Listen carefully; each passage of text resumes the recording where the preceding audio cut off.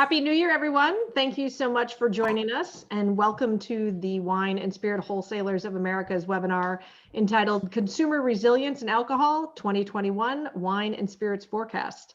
I'm really excited to have this webinar kick off our series this week and really for all of 2021. This webinar is part of our WSWA Present series, which focuses on timely topics for the wine and spirits industry, and what's more timely than a forecast for 2021. So before we begin, I want to remind everyone that we are in webinar mode, which means that everyone except the speakers are muted. So if you have a question, please type it into the chat box. We really encourage questions. We want to hear what you're thinking and your reactions to the presentation. So Joe Moak is here with me from WSWA to be monitoring the chat box, and we will make sure that we tee up the questions after the presentation. So this year certainly has begun with a lot of uncertainty, both in our personal lives as well as in the industry. You know, I know a conversation for us around the water cooler is when anyone will be able to get the vaccine, depending on what cohort we're in. When will we be able to go out like we did before March of last year, which we're all really eager to do. And then, of course, leading into that is when will on-premise start to come back this year, and how quickly is that? So we don't have a crystal ball, but being more knowledgeable about current trends and really doing that through credible data sources like SipSource and consumer survey data does really help predict the future. And I'm sure having a sophisticated AI tool doesn't hurt either. So today I am excited to introduce you to a team that's really done some hard work and uncovered insights and predictions for the coming year. Welcoming to our group is Sean Ryan, Aman Hussain, and Mike Ohms from the international consulting firm Kearney. Sean Ryan is the lead partner at Kearney in the consumer product sector. Sean has spent the last 20 years working with global CPG companies on commercial and operations transformation. Aman Hussain is a partner in the consumer practice. Aman works on route to market, digital platforms, and sales and digital transformations. Mike Ohms is a principal in the beverage alcohol consumer practice and also works on digital commercial transformations, route to market, and revenue management. So with that, let's get right into it. Sean, I'm going to turn it over to you. Great. Thanks, Michelle, and welcome everyone. And also thank you to you, Michelle and Joe, for this collaboration and creating this platform where we can share some of our perspective. I'm going to say a few words here to get us started, and then Aman and Mike are going to take you through the key elements of a paper that is going to be distributed shortly, and I hope all of you have a chance to take a good look at it.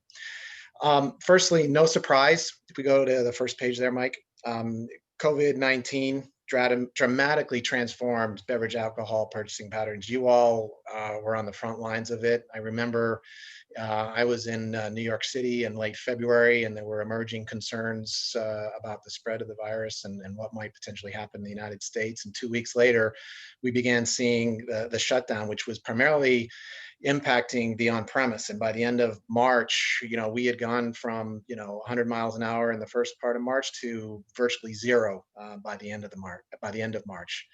And there was, as you all recall, as we are still dealing with, a lot of uncertainty about what happens next and when does next happen.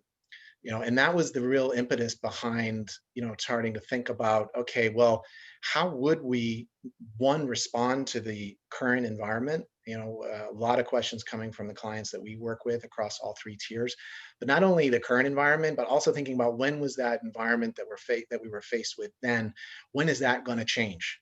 And being able to look at reference points in the past to try and begin to create a picture of what that might look like was virtually impossible, because you'd have to go back to 1918 to see anything quite like what had occurred. And so in a sense, there's no roadmap for this. And as we were thinking about how we might approach, we thought in terms of scenario-based forecasting. Most strategy design, most thinking and prediction and forecasting usually takes a kind of straight line trajectory of what's happened previously. And as we know, the past is no predictor of the future. And so instead of thinking about and looking to the past to imagine what happens in the future, we started thinking in terms of, well, let's imagine possible futures that are rolling towards us. So really inverting the way in which we think about and look at the future. And the idea here is essentially we knew we were never going to be right exactly if we predicted one future. So we had to predict multiple futures. And we knew that none of the futures we might predict would be exactly right, but we knew they would be approximately right. And so the whole idea behind what you're going to see from us today is this idea of, not extrapolating from the past, but imagining future in, and with the idea that it's better for us to be approximately right than it is to be precisely wrong. And if we predict one future based on the past, we know we're going to be precisely wrong. So let's try and figure out, what those multiple futures might be, and then prepare for all of them so that when one of them does materialize, we've essentially got a step forward in terms of our ability to response. That's the thinking. In the structuring of those scenarios, we had to think about, okay, well, what are the big drivers that are going to shape those futures? And there's two that you'll hear more about here shortly. One was the effectiveness of the COVID-19 vaccine. When we were writing the article and preparing in October, there's still a lot of uncertainty as to whether or not we were going to have vaccines available before the end of the year. And in fact, having them available before the end of the year, like we have had, is unprecedented. But at the same time, yeah, only recently have we started to imagine that, oh my, we've got a vaccine for the virus we knew, but do we have a vaccine for the virus we don't know, and the mutations that are starting to happen, which creates another layer of uncertainty that makes scenario planning so impactful and appropriate in this moment. And then the second driver is the timing of the economic recovery. Obviously, there is some correlation between these two activities, or these two influencers or movements, but they do have some independence, and while they play off one another, they all have some independence. And thinking in terms of the interactions between those two macro factors, we start to find the possible shape of the future that we're going to be operating in. Describing those futures is one thing, but what really matters for everybody on this call is, what do the numbers look like? What is the shape of demand in 2021 and beyond? And so a lot of the tools that have increasingly become available to us through data science, artificial intelligence, and other forms of machine learning allows us to develop models that are much more predictive and offer a better line of sight to what is to come.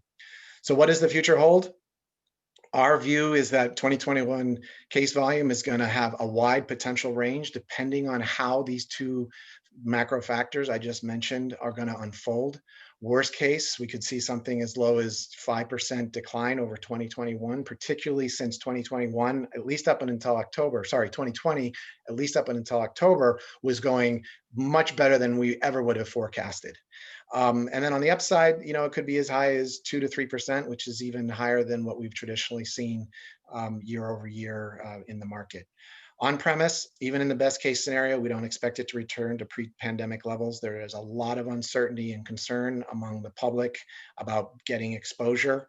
And until there is greater, distribution of the virus, the vaccine for the virus, and until people are confident that, they are safe to go out, we don't see a return to pre-pandemic social interactions. And even if it does happen, within the next 6 months, that's still the first 6 months performance at a level that's far below what we've traditionally seen.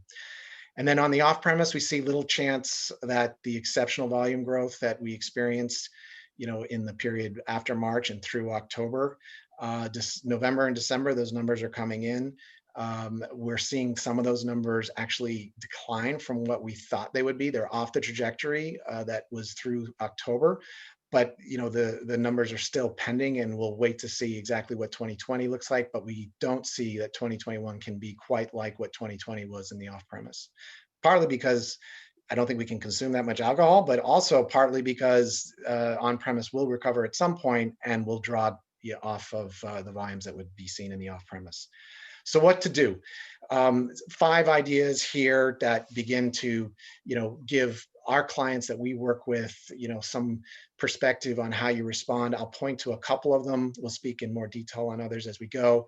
But first is this supply chain adaptability, particularly at the wholesale tier, as the virus spreads and recedes in different geographic regions, as the Vaccines have distribution likely at different rates in different parts of the country. We're going to see a bit of a patchwork of what we call hammer and dance, made popular by a paper that was published earlier this year, where, as the vaccine, takes hold and the danger of being out and about, so to speak, recedes, you'll see a spike. But then there's the danger, of course, that it could reappear, as we've seen in the last couple of months. And so supply chains are going to have to be able to adapt to that patchwork and be able to respond in ways that they've never been required to respond to before.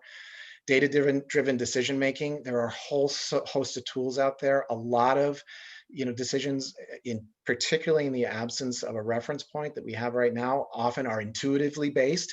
And our encouragement is for folks to stay away from that intuitive based decision making, because you're going to be 110% wrong.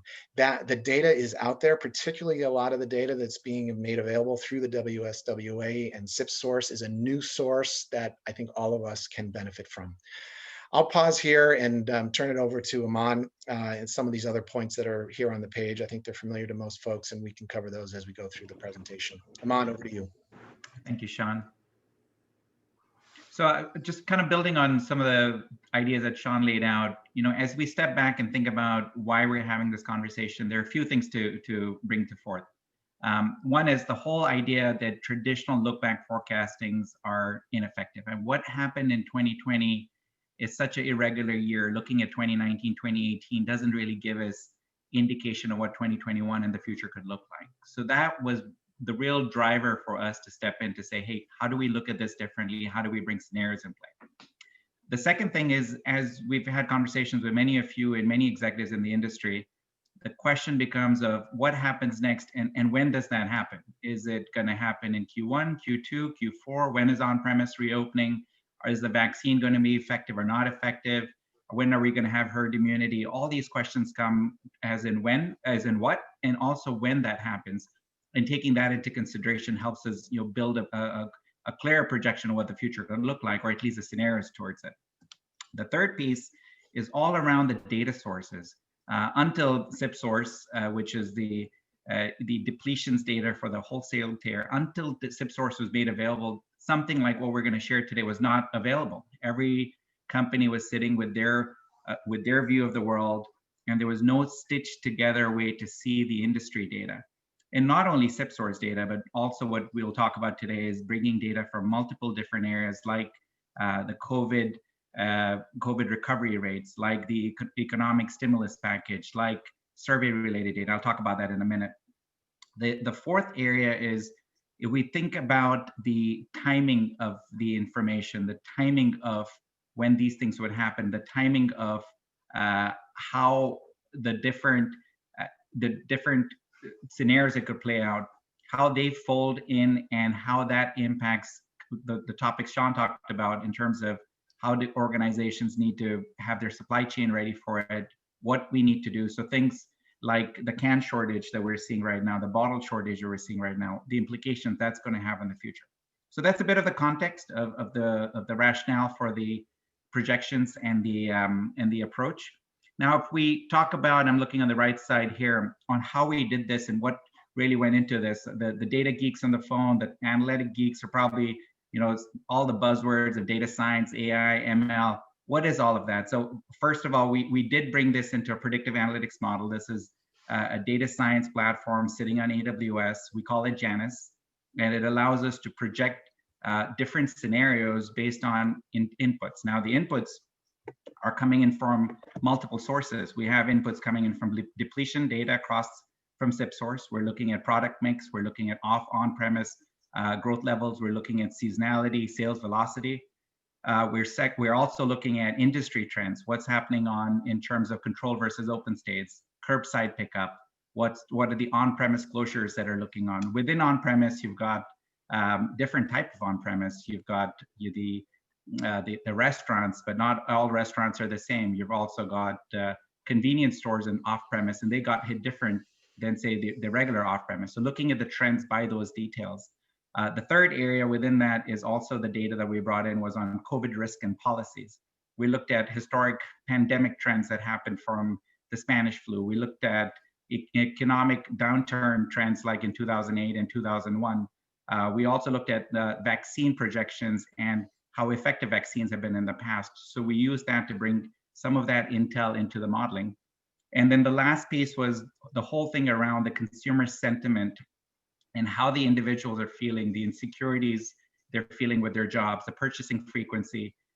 We do see that there's the counter intuitive, when times are bad, people are drinking. When times are good, people are drinking. So there's a change of mix of what they're drinking, but we also saw the linkages with the consumer sentiment, their employment, their mobility, the household penetration, the expected growth per category, the expected consumption per category. Those were some of the variables that we brought in. The third thing is around, we did a survey of 1,000 consumers. These are representative wine and spirits consumers. We could have gone with 5,000, 10,000, 50,000, 1,000 was a sweet spot. We felt that was representative of our consumer base. And we brought these sentiments and their expectations in 2021 with or without a vaccine, or effectiveness of vaccine, as an input criteria. Lastly, Sean hit on this, and we'll talk about this in a second, the whole idea that nobody can predict the future, and we need to plan for plausible scenarios. And what we can do is think about what is plausible and plot those out, and then step back and think about what we need to do to be able to address and prepare ourselves across those scenarios. So with that, Mike, let's jump right into the scenarios. So this wouldn't be an effective presentation if a consulting company didn't have a 2x2. So let me just walk you through this and explain what you're seeing here. There's a lot to digest. I know there's a lot of different data points. Some of this is because this is going to be sent out to you as a read material after this meeting. There are two axes. The first one is all around effectiveness of the COVID-19 vaccine, low, high. What we mean by this is, the vaccine, both the distribution, the volume distribution of the vaccine, the number of people who get it, and how effective it is in terms of 90%, 80%. So that's the idea of high, low. So that's one, and also when that would happen.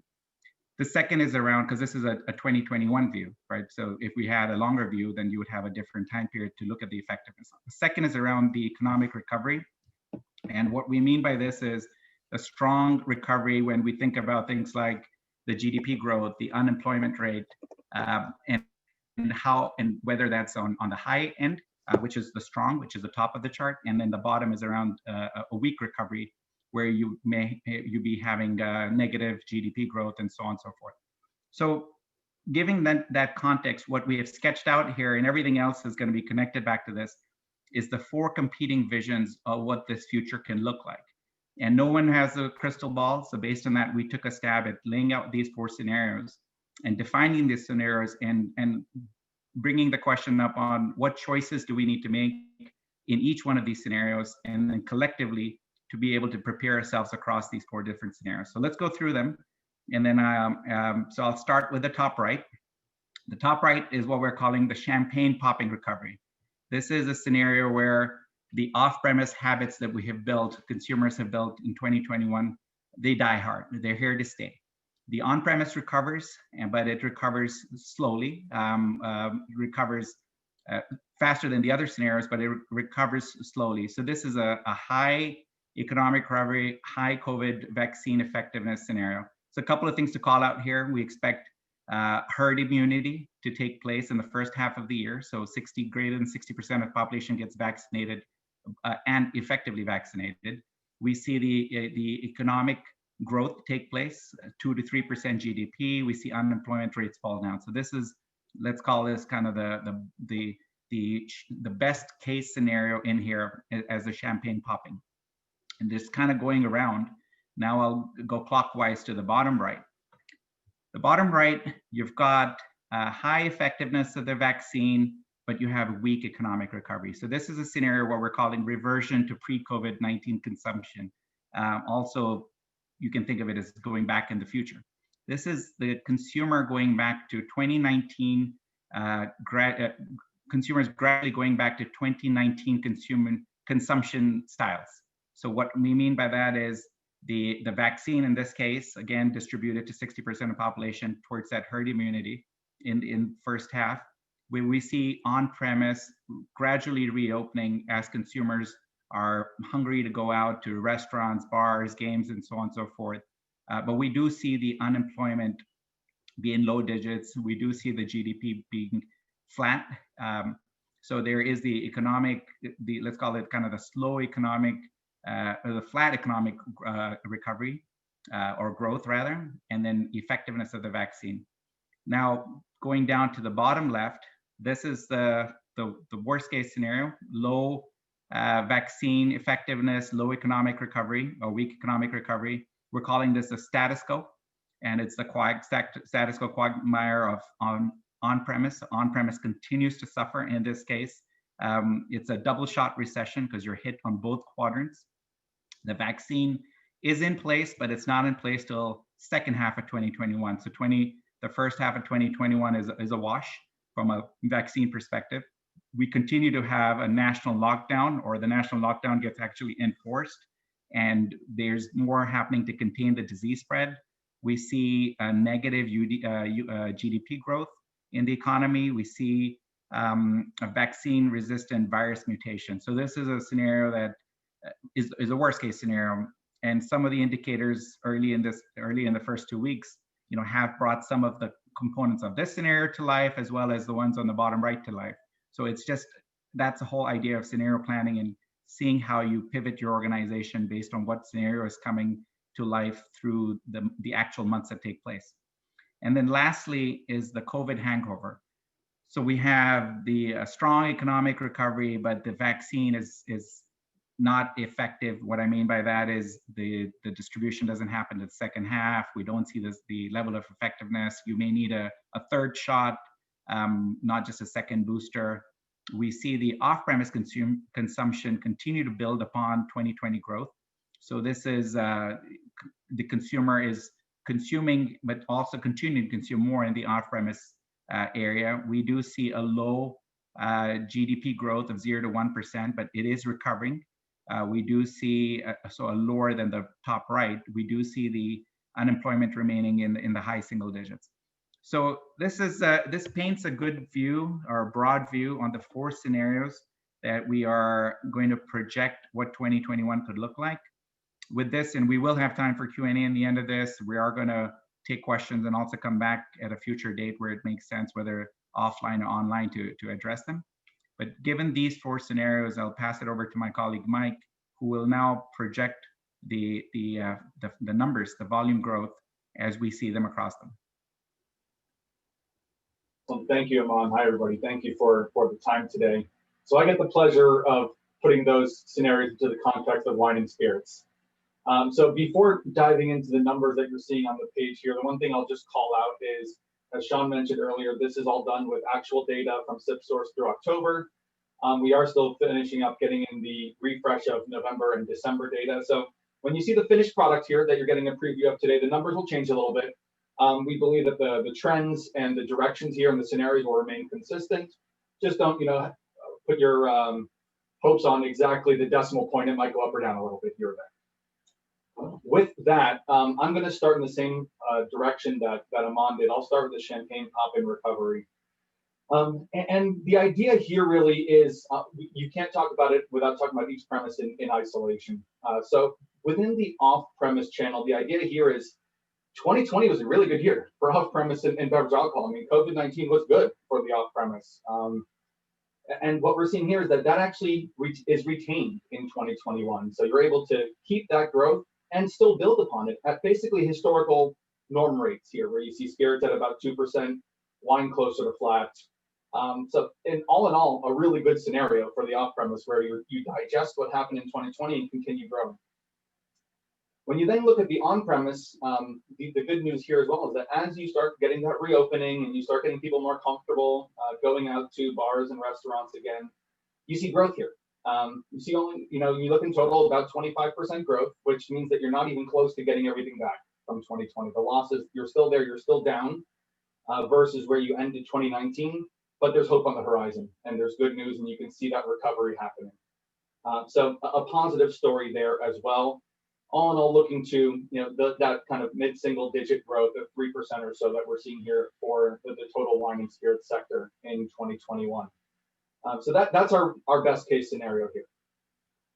Moving on to the back to the future scenario on the bottom right, this is actually the worst one for wine and spirits. I know the consultant in me is always having a challenge at this because the bottom left should always be the worst. That's kind of how we're trained and how a lot of you are probably looking at this, but COVID-19 is not normal, COVID-19 itself has been good for beverage alcohol. 2020 was better than anyone expected. So what we see here is that as that vaccine is highly effective in the bottom right scenario, that is not so good for wine and spirits in 2021, especially when the economic recovery is also not doing very well. So a few things to point out here. The story of Back to the Future is largely one of channel shifting. So rather than retaining that growth in the off-premise from 2020 and building upon it, like we had in champagne popping, and Back to the Future, we're saying people are going back to their 2019 consumption level, or 2019 consumption levels in the off-premise. So I liken that for myself as that Tuesday night glass of wine is going away that I might have had, and that maybe in 2020 I've been at home and not traveling, I've been having that extra glass. I stopped doing that and therefore stopped buying quite as much, at my local grocery store. So you see that decline there, about 10% or so in the off-premise. That should be put into the context of that means that you basically end 2021 at the same place where 2019 ended. So in essence, you're giving back 2020's growth. The numbers look really big, but we have to put into the context that 2020 was also pretty big in the growth side for the off-premise. On the on-premise, this is the best scenario for the on-premise because it's one of channel shifting. It is one where now that we've stopped having that extra glass of wine on the Tuesday night at home, we are still also though going out more often. Even though the economy is not so good, there's just this pent-up demand. And there's that desire to go back to 2019 and live like we used to live once the vaccine is doing well. And so despite the fact we might have a few less dollars in our pocket, we're seeing consumers going back to the on-premise and seeing really good growth there, 60 or so percent. Again, noting when you put it in the context of 2020, that still does not get you back to where you ended 2019. So it still is an overall decline, but really good progress. All in all, because of how large the off-premise is, that is our worst scenario for wine and spirits. You're down that 5-6% that Sean noted.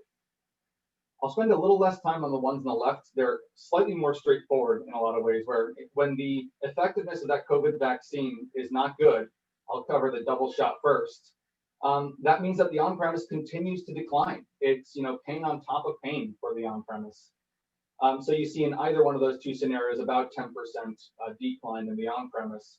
And what you're seeing in the off-premise is really that kind of reversion to the mean, as I like to call it, where you're saying, okay, we're going to keep growing the off-premise close to historical levels. We're not going to see another 2020. There's not going to be that pantry loading. There's not going to be that mad rush out there to make my own home bar kit that I've been doing. We're just going to see normal growth here. One thing I neglected to mention is this is all in volume. These are not dollars. So this is actually in cases being sold.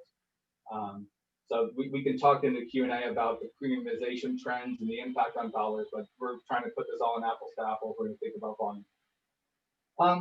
So again, double shot recession, that one is basically around zero. You're basically flat for wine and spirits for the year, and very similar in COVID hangover, where the off-premise does a little bit better, the on-premise goes down again, and you are also very close to flat when it comes down to it there. So this is our picture of the world. As Aman mentioned earlier, we're seeing some signs in the first couple of weeks of the year that the bottom two scenarios might look like the most likely right now. Given how last year came out, that could change next week. I remember seeing some months with 16% growth and some months with 3% growth. So you never know what the next month is going to bring. And that's why this is so exciting. And I can say our intention is to continue refreshing this and continue being able to project forward using the most up-to-date data from SipSource amongst others so that we can just continue being on top of these trends as they emerge. Moving on, go ahead. Before you move on, both Michael and Aman, there's some questions that have come in that I think we should cover before we get too far away from these two slides, this one and the one before. Specifically, people are wondering about, it's kind of some of your assumptions in the double shot recession and the COVID hangover. You had mentioned, Michael, that we can't assume that there's going to be pantry loading. the question was is the pantry loading assumed in your 2020 numbers? And what does that look like? I think if you could go into more detail on your assumptions on pantry loading, I think and kind of how you're projecting that in 2021 is good. Yeah, so for the 2020 numbers, I mean, we're focusing on the actual results first and foremost. Okay. So we're trying to see, exactly what happened. What we saw is there was some pantry loading early on in the year, right? March, April timeframe, you saw these big spikes, and then it slowed down a little bit, the growth, but you still saw incredible growth. So that's where we took that into account as a part of the model and seeing that there are these spikes and then declines. But we're not projecting that forward anymore, other than saying that we don't anticipate another round of that one-time kind of spike that we saw at that point in time. Great. I think that's what people were wondering. And then Aman, I think this next question is really for you on some of the assumptions. Again, kind of looking at that double shot recession, your worst case scenario. You had talked about in there building on 2020 growth for the off-premise. And one of the questions that came in is that, how much off-premise growth do you really see? Because now, specifically the question was off-premise is now running at 9+% volume. Yeah.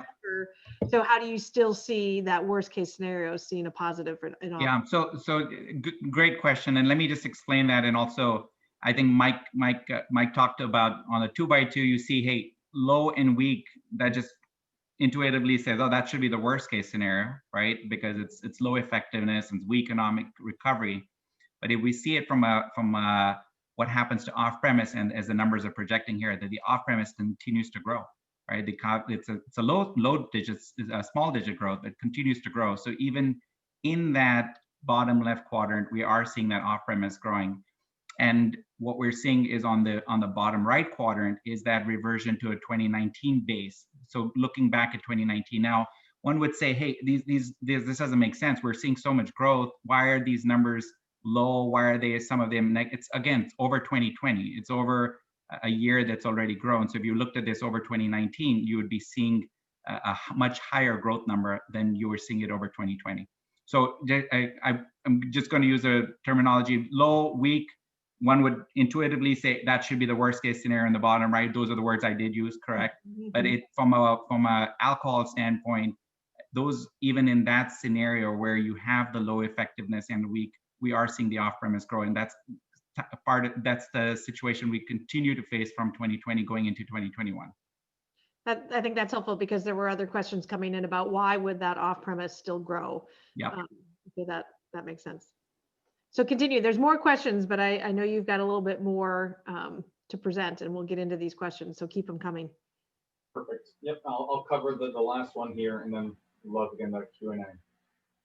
So what we have here is a little bit of thinking on now, what's the game plan? What can you do as we look forward into 2021, knowing the uncertainty? The questions are already showing, we don't really know what's going to happen. That's why we have to do scenario planning. But here's 5 things that we are already seeing happening within the industry and some actions that you can take today, tactical actions. So going through them, the first one is these raw material shortages. We're seeing can shortages, bottle shortages. When you look at the actual juice itself, we're seeing agave shortages, bourbon, cognac. You can't just magically make more of these things. They take time. They have to sit in barrels. So that's a big challenge that we're seeing, of course, for many of the folks here on the phone. I know you all know it much better than I do. Some actions you can take for that are building out your operational capabilities to be flexible and to make sure that your supply chain performs. Specifically, one thing you can do is flexible supply chaining. So increasing your safety stock. That's one thing that is the easiest way to get flexibility. You can do things like saying, maybe I'm not going to use the same can manufacturer I've used for the last 20 years. I'm going to move over to another one, or I'm going to do whatever it takes to get whatever can. Maybe I'll just change my packaging a little bit. I'll look for some alternatives that I can bring in order to still be able to fulfill the consumer demand that is out there despite a raw material shortage. The second thing that we recommend in times like this is looking at dual sourcing. I think historically, there's always been a lot of conversation around if you single source and get everything from the same person, you buy all of your cans from the same supplier, you're going to get the best price. No question on that. The challenge in times like now are they might run out. So then it's good to have that backup plan of someone else that you can go to and make sure that you're able to still get those materials you need to push out products. The second trend that we're seeing are these rapid shifts in consumer demand. I mean, These trends are unfolding so quickly. They're being amplified by social media, and we're just seeing that consumer demand is highly unpredictable. So what can you do to prepare for that in a world where I'm telling you basically, I don't know what's going to happen in 6 months with consumer demand? What do you do? The biggest thing that we would say is make sure that your decision making is based on data, not on your gut or your intuition. In order to do that, you need the right foundation. You need these real-time data feeds. You need to be able to see what's happening now, not last quarter, not 6 months ago, what's happening today and what happens, and that will, you'll be able to start looking at what will happen tomorrow.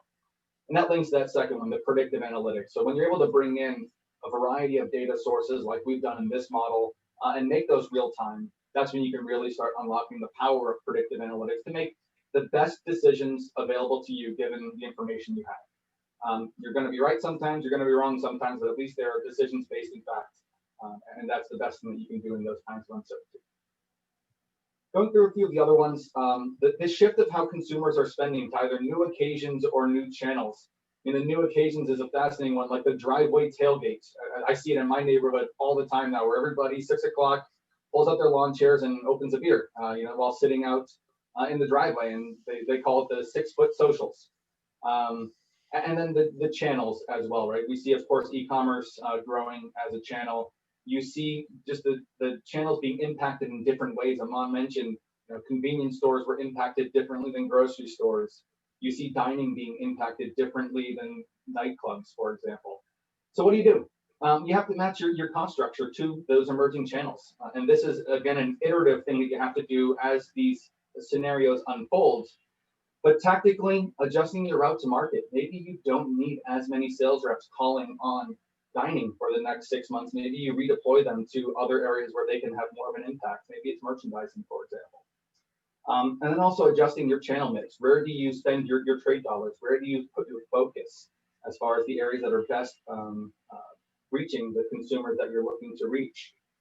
And that's something that you have to make yourself agile, and it can be uncomfortable at first to say to somebody who's called on grocery for their entire life to say, nope, now you're actually a convenience store person and you're going to learn it real fast. We're going to learn as we go. But that is the way to be able to make sure you are flexible and agile in these uncertain times. E-commerce is going to keep growing. We see it, it's grown a lot. It's grown a lot in terms of both purchasing from retailers. It's grown as far as purchasing from suppliers, and it's grown as far as folks like Drizzly and being able to use that 4th tier to make sure you get the product. And the best thing that we can recommend, especially as we think about this as a wholesaler tier, is commit to e-commerce. Do what you can to be supportive of e-commerce. That means maybe in terms of your own sales, embrace B2B selling platforms. I know I spoke to many of you last year about that whole concept, and it's only becoming more and more important, where your customers often don't want your people in the store making an in-person sales call. It's a risk right now. So how do you make it digital? And then how do you support your customers in their own digital endeavors? By providing digital assets like bottle shots, maybe product descriptions, ratings, how-to videos, all that stuff.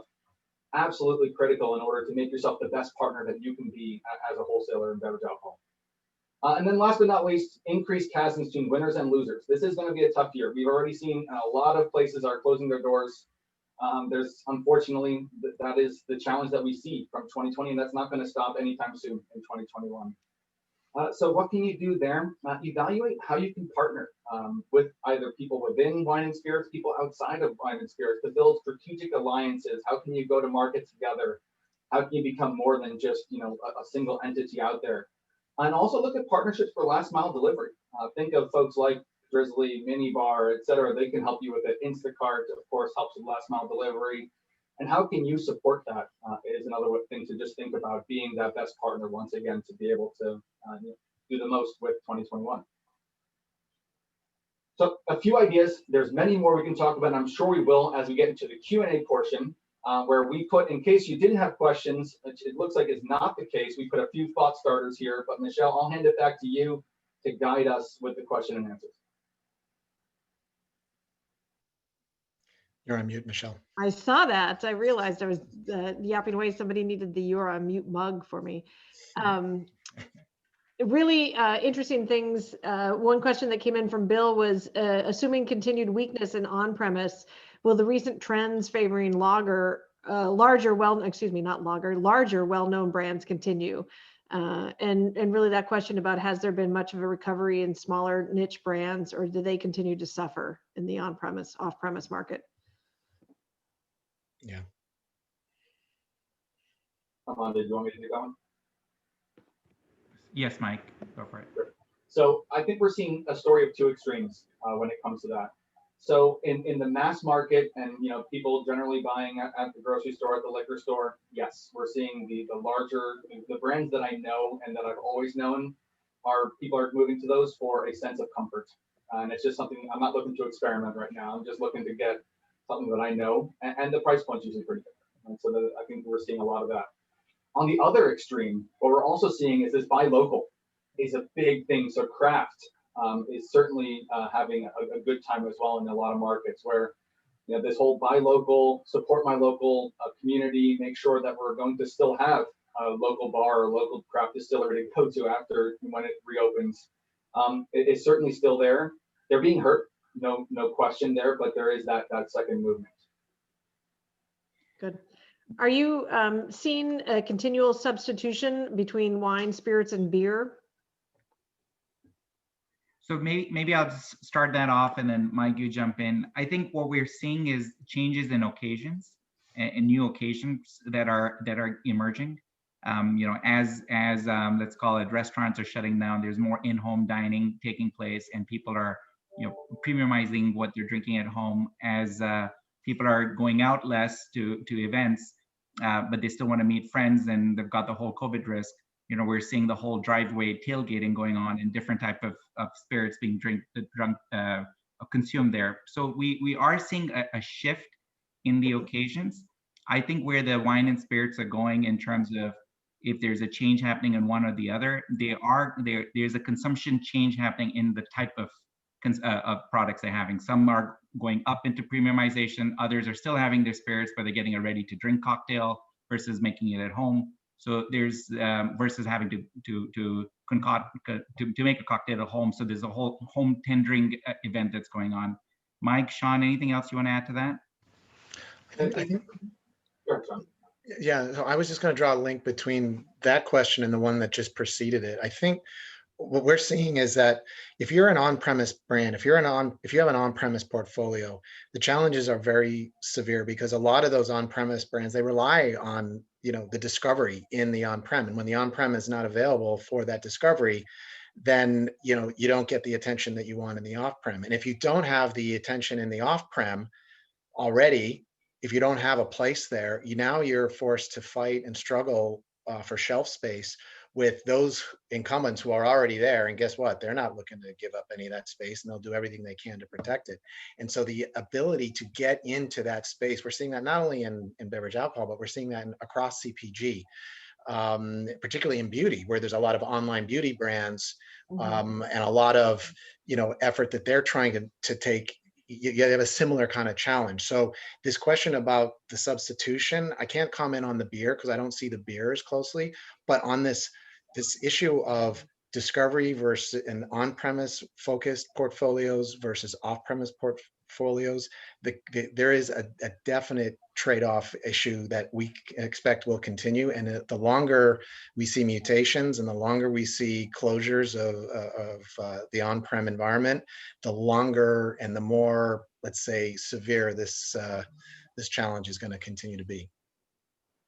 Yeah, if I can just answer that question, some direct pieces here that I think will be interesting to this group is, if we look at wine, spirits, and beer, what we've really seen in 2020 is an acceleration of the trends that preceded 2020. So spirits is outperforming, wine has had declining growth over the last 5-10 years, slowing down, and beer has been declining even more. So I think that's what we're seeing. And then the one thing that you have to, of course, bring in, which I know everybody here is thinking about, is hard seltzer. Came out of nowhere, of course, had a blockbuster year in 2020, and all indications are that is not a short-term trend, but a trend that's here to stay.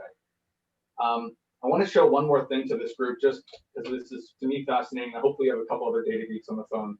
But this is the trend of on-premise consumption of spirits versus wine in dining.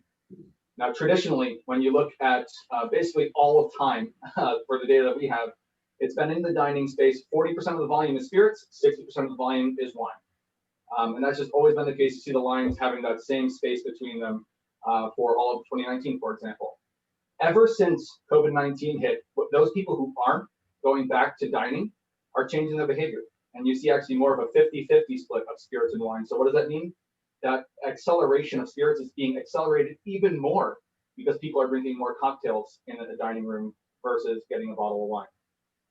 We're still figuring out exactly why that's the case, and hopefully that, or not hopefully, we're trying to see if it will continue into 2021. But just a sign that COVID is in some ways impacting people, how they choose to consume wine and spirits moving forward. Yeah, and that also goes into kind of, as we get into it, one of the items from the study, and I think you'll see this in the SipSource data, is that the 40-60 split, 40 spirits, 60 wine for on-premise pre-COVID moved to a 50 spirits, 50 wine split post-COVID last year. So do you guys want to talk about why you think there was that increase in spirits? Mike, do you want to take that one? I can. Well, first of all, I think it is similar to the prior question. It's an acceleration of a trend that was already happening. So spirits was taking ground across the board, and share of mouth, as we like to call it. And what we're seeing is in the consumer sentiment survey is that when people are going out to dine right now, it's less frequent, right? It's more of, it's really something special to go out dining at this point in time. And so there's more of, if I'm going out to make this special occasion, I need to really make it special. And a cocktail has been, according to the consumer survey, considered more special than a glass of wine. And so they were really saying, I'm going to indulge. Dining is now an indulgence, and cocktails are going to go with that indulgence. Interesting. You talked about kind of getting into operational capabilities, supply chain issues. So can you get into what types of operational capabilities you might suggest specifically for wholesalers to implement? So let me start that, and then Sean and Mike, you jump in there. I think from an operational standpoint, there are a few things that come in. And one is the whole idea of being a bit more forward-looking in terms of your demand planning. A lot of demand planning is based on historical data, but can you start doing demand planning and looking 3 months, 6 months, 9 months out, and even more nearer term in your lag 1, 3, a week out, 2 weeks out, based on other data inputs beyond just your historical sales. So things like bringing in external data inputs like the COVID recovery rates and others. So that's one area of, which is the whole, what we call shape of demand. The second thing is having the ability to be able to flex your supply chain. What we mean by that is if we see shortages happening in certain products, but availability of other products, to be able to flex your supply chain, to be able to meet the consumer demand with that changing supply, right? So if a product changes from product 1 to product 2, being able to make that changeover very quickly and meet that demand. The third thing I would say is more about, as we think about urban and rural, and consumers are now, a lot of them are shopping from home, a lot of them are consuming products at home and looking for that last mile delivery, to be able to help your mom and pop liquor stores and retail stores to be more efficient, to be able to meet that demand, whether it's extended shelf or whether it's being able to be there more frequently so that they can meet that consumer demand in that 60 minutes, 90 minutes time frame. So it's more about enabling the third tier to be responsive to the consumers. Sean, Mike, anything to add? I would add that I think there is a high leverage move. And I think in terms of the S&OP, the sales and operations planning that many of you are putting in place right now, as an industry as a whole, when we look at beverage alcohol versus other CPG, one of the many distinguishing characteristics is that it's a push environment.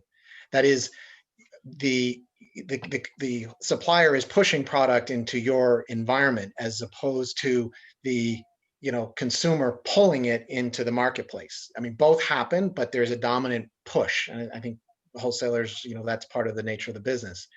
And what often happens because of that is that the sales personnel, who are expected in most industries to provide really high quality input in terms of selling forecast, that in many, and I'm not saying all of the wholesalers on this call are like this, but many of the ones that we're familiar with, they tend to not place those kind of expectations on the sales personnel, to put in high quality forecasts, which as a result leads to, inventory that is not often, let's say optimized perfectly for the particular regions in which you're selling.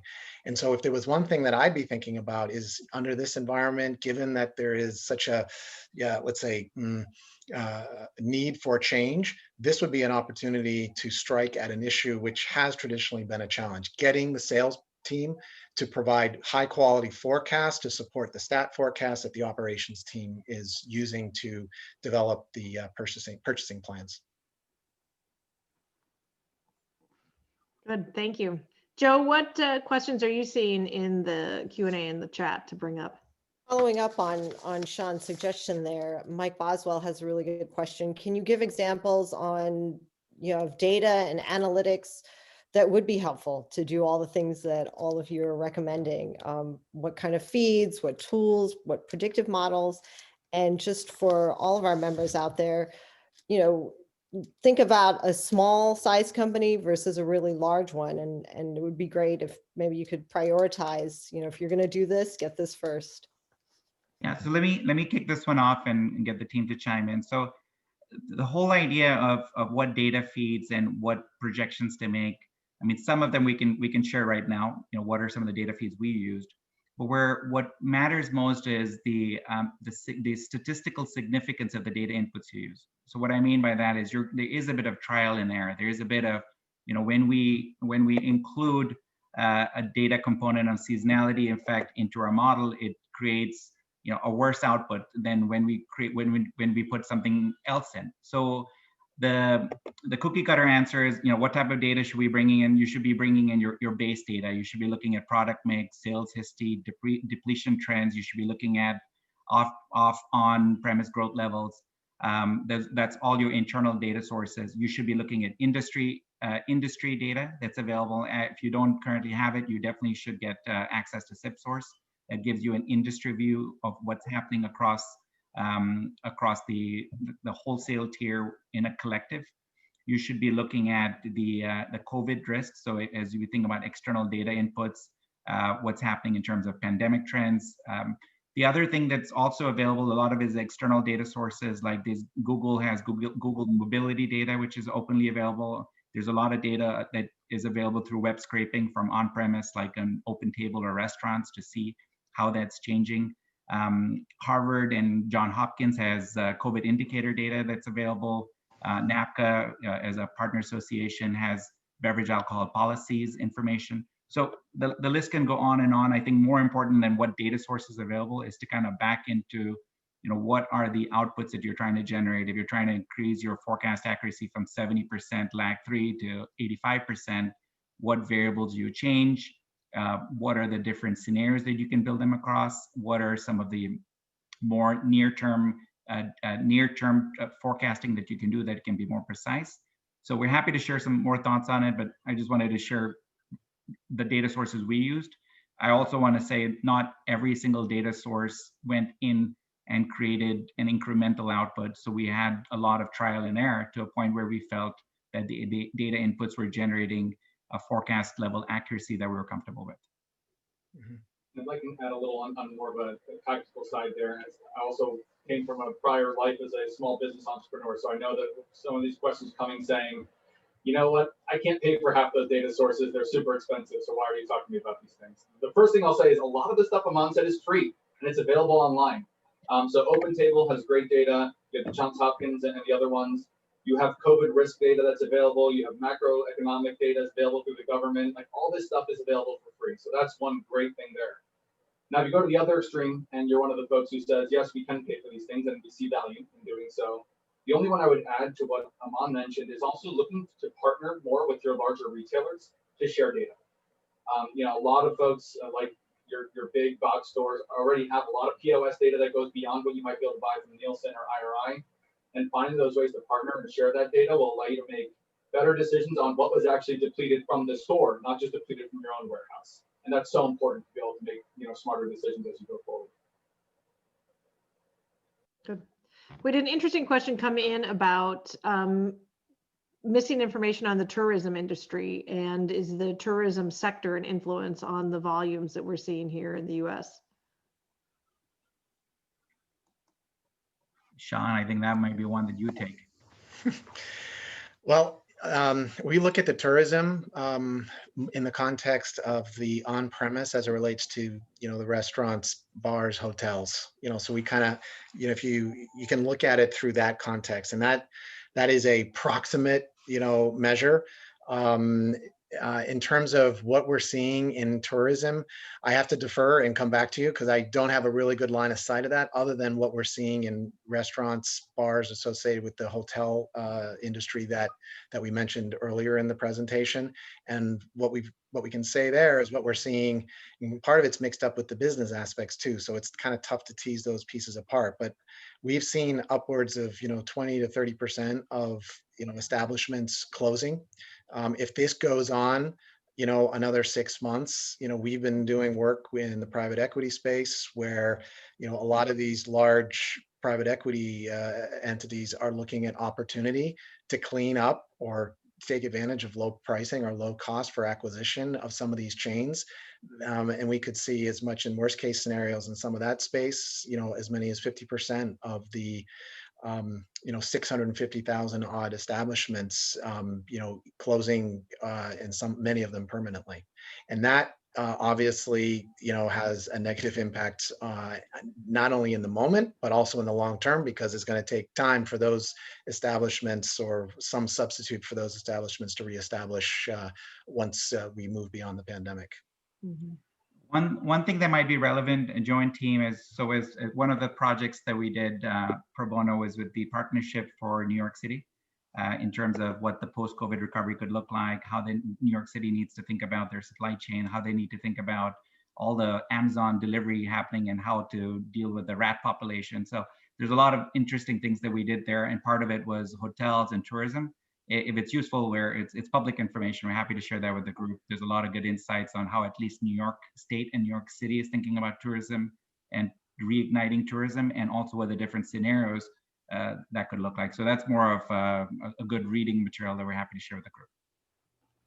That's good. There's really lots of interesting questions coming in, and we're running short on time. We did get a couple of questions about your chart and study really showing cases when there's a desire to look at dollars instead of cases, and whether or not that changes the landscape on-premise growth versus off-premise, and whether or not if you're talking about dollars, is it offset?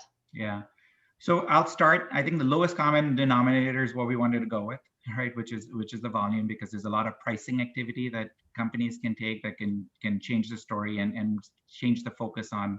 So we went with the lowest common denominator. The question started becoming about value and how you take volume and pricing and what decisions you can make on pricing to be able to make up for that, if that volume loss where it's happening and volume changes. So that was our intention for why we went with volume. I think the whole thing about turning this to be a more in terms of what the dollars, one can apply historical pricing, historical dollars to assume things stay the same, and that's one way to do the projection. But we feel that that's still up for adjustment. Companies can decide to do different things in terms of their pricing, and that could impact what those dollars look like. So that was our intention for why we went with volume. Sean, Mike, anything to add to that?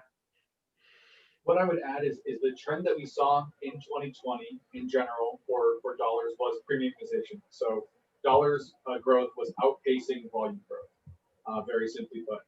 And we haven't seen that slowing either. So what we're seeing is a lot of folks, especially in that off-premise, rather than buy the $8 bottle of wine, have traded up to a $10 or a $12 bottle of wine.